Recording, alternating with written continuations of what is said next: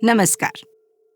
राजीव मुद्गल द्वारा रचित कुलप्रलय यादव वंश के विनाश और द्वारका नगरी के जलमग्न होने की एक गहन काव्यात्मक तथा दार्शनिक पुनर्कथा है। ये कृति विनाश को किसी प्रबल बाहरी शत्रु का परिणाम मानने के बजाय इस सत्य को रेखांकित करती है कि विनाश की वास्तविक शक्ति भीतर से ही उत्पन्न होती है।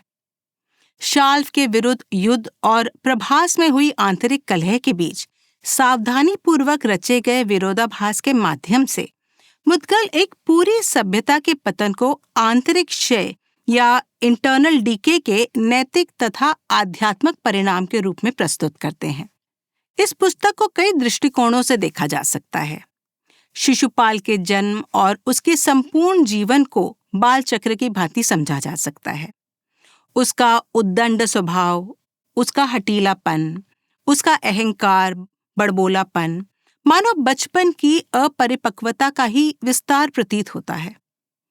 आज के समय में हम टीवी डिबेट्स में भी अक्सर सुनते हैं, शिशुपाल बैठ जा शिशुपाल। यहाँ शिशुपाल शब्द बचकानेपन का एक प्रतीक बन चुका है।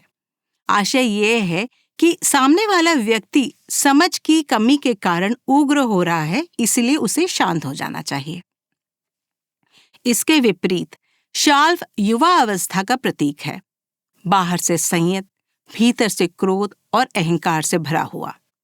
उसकी दृष्टि श्री कृष्ण के समग्र स्वरूप पर नहीं बल्कि उस उंगली पर टिकी है जिसने सुदर्शन चक्र चलाया। ये उस युवा अहंकार का रूपक है जो जब असीम शक्ति से जुड़ जाता है तो अंततः आत्मविनाशकारी या सेल्फ डिस्ट्रक्टिव हो जाता है। कुलप्रलय के हृदय में एक ऐसा रहस्य छिपा है जो भूले बिसरे युद्धों के साधारण पुनर्कथन या मूक कर दिए गए शत्रुओं की कहानी से कहीं गहरा है। जलते आकाश और छाया में प्रतिशोध के नीचे, यहाँ तक कि द्वारिका के स्वर्णिम विनाश के तल में भी संपूर्ण काव्यात्मक नाटक एक मौन वेदांतिक आत्मकथा के रूप में खुलता है, जो एक नगरी के उदय और विलय का आवरण ओढ़े हुए है। कुलप्रलय एक नई परंपरा का आविष्कार करता है और इसका समय आज से अधिक प्रासंगिक नहीं हो सकता। हम गढ़े हुए यथार्थ यानी मैन्युफैक्चर्ड रियलिटी के युग में पूरी तरह कदम रख रहे हैं। डीप फेक, आभासी दुनिया, एल्गोरिथमिक भ्रम, जहां सत्य और सिमुलेशन के बीच की रेखा जानबूझकर मिटाई जा रही है।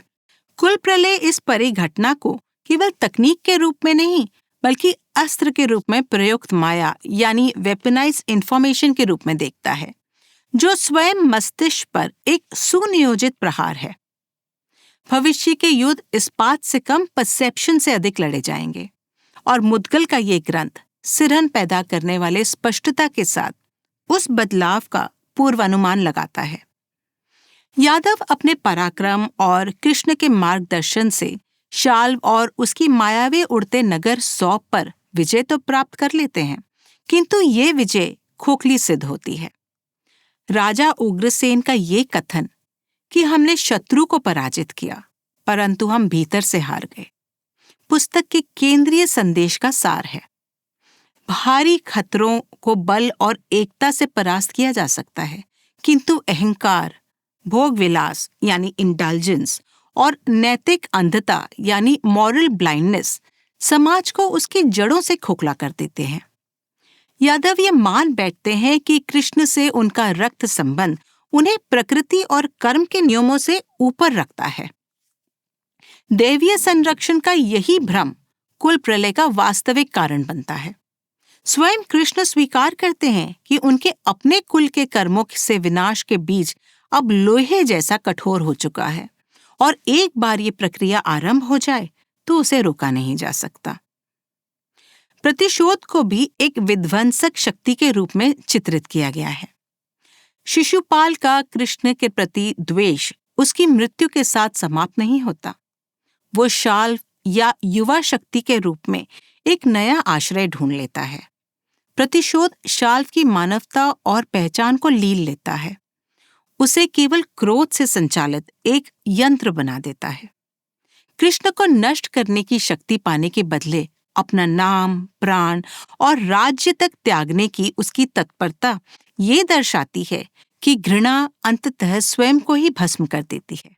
उड़ता नगर सौब इसी अभिशप्त अस्तित्व का प्रतीक है, भ्रम और द्वेष का अवतार जो अंततः अपने स्वामी को ही नष्ट कर देगा। यादवों का नैतिक पतन अहंकार और अपमान से और तीव्र होता है। मदिरा के मत में चूर साम द्वारा ऋषियों का उपहास एक निर्णायक मोड़ बन जाता है।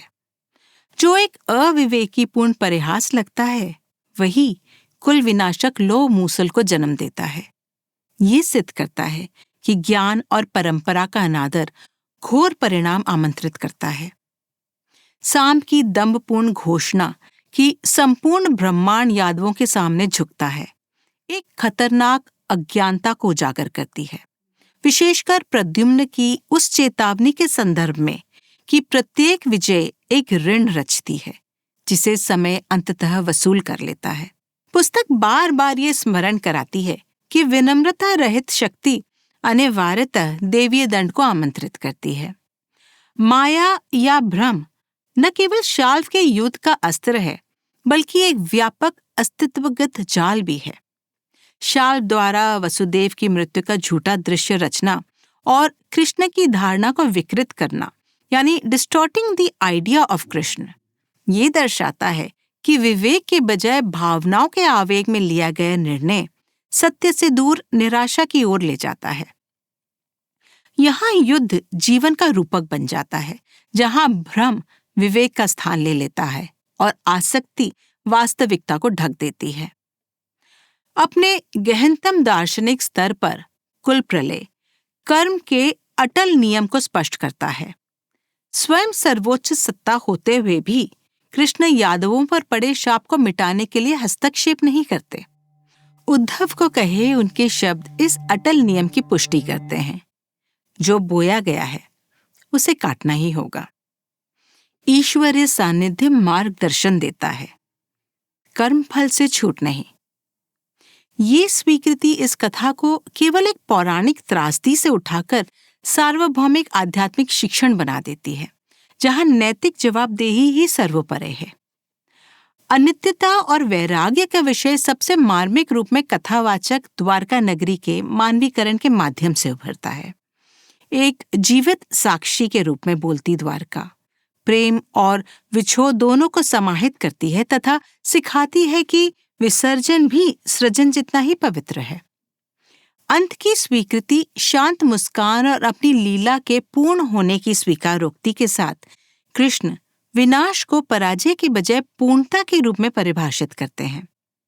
द्वारका का समुद्र में विलय केवल प्रलय नहीं, बल्कि घर वापसी है, उद्देश्य पूर्ण होने पर आत्मा का अनंत में विलीन हो जाना। अंततः कुल प्रलय यह स्थापित करता है कि सभ्यताएं शत्रुओं की शक्ति से नहीं, बल्कि अपने चरित्र के विघटन से गिरती हैं। जब यादव धर्म और विनम्रता को त्याग कर अहंकार और भोग में डूब जाते हैं, तो उनके वरदान ही उनके अभिशाप बन जाते हैं। यात्रा वहीं से शुरू होती है जहां सारे बंधन शुरू होते हैं, जन्म से। शिशुपाल के प्रथम क्रंदन से विकृत रूप में जन्मा त्रिनेत्र और चतुर्भुज, जो उत्सव नहीं बल्कि ब्रह्मांडीय चीत्कार था। ग्रंथ ये फुसफुसाता है कि रूप धारण करना ही एक श्राप स्वीकार करना है। द्वारका स्वयं एक भव्य शरीर के रूप में बोलती है, अपनी मोती जड़ित स्तंभों और स्वर्ण दीवारों पर गर्व करते हुए। फिर भी वो काल की ज्वाला से चिन्हित है। हर नाम, हर पहचान, शाल्व की आकाश में अपना नाम उकेरने की जलती आवश्यकता, शिशुपाल का विरासत में मिला क्रोध, आत्मा को सीमा में बांधने वाली प्रथम श्रृंखला सिद्ध होती है। काव्य जैसे जैसे गहराता है, अहंकार का खेल अपनी सारी भयावह सुंदरता में प्रकट होता है। शाल्व शोक और विश्वासघात से ग्रस्त होकर सौब नामक मायावी उड़ते नगर को अपनी छाया से गढ़ता है। He builds it from the darkness within him. एक ऐसा किला जो स्मृति और पीड़ा से बना उसका अपना कारागार बन जाता है। विजयी यादव अपने वैभव पर मतवाले होकर ऋषियों का अपमान करते हैं और साम के छद्म गर्भ से लोह मूसल को जन्म देते हैं, जब वे उस अटल लोहे को पीसकर उसका चूर्ण बनाते हैं और समुद्र में बिखेरते हैं, तो वो घातक एरका घास बनकर वापस उगाता है, जो बाद में उनके ही वंशजों को संहार करता है। संदेश स्पष्ट है, अहंकार को बल से नष्ट नहीं किया जा सकता, वो केवल रूप बदलता है और जहां भी छूता है वहां अपनी कठोरता फैला देता है। माया अपना अपरिहार्य दर्पण बुनती है और हर पात्र, विजेता हो या पीड़ित, उसके भीतर नाचता है। साथ ही ये कृति सीधे मानवोत्तर संवेदना यानी पोस्ट ह्यूमन सेंसिबिलिटी से बात करती है। नगर चेतन है, सागर और घास अपनी स्मृति और इच्छा शक्ति के साथ सक्रिय भागीदार हैं। जब एरक घास योद्धाओं को काटने के लिए उठ खड़ी होती है, तो ये सदियों के शोषण के बाद प्रकृति द्वारा अपने कृतित्व को पुनः प्राप्त करना है। यही वो दार्शनिक मोड़ है जिसकी हमारे समय को मांग है। ये मान्यता कि बुद्धिमत्ता केवल मानव मस्तिष्क तक सीमित नहीं है और ये कि पृथ्वी भी एक दिन निष्क्रिय रहने से इनकार कर सकती है। फिर भी इस सारे अग्नि और माया के बीच एक मौन साक्षी बना रहता है। कृष्ण विरलतापूर्वक हस्तक्षेप करते हैं, आवश्यक विलय को अनंत करुणा से देखते हुए। उस चक्र को कभी नहीं रोकते जिसे वो जानते हैं कि पूरा होना ही है। इससे भी अधिक निकटता से द्वारका स्वयं अपने चमकदार रूप के मोह से जागकर अपनी सच्ची प्रकृति की पहचान तक पहुंचती है।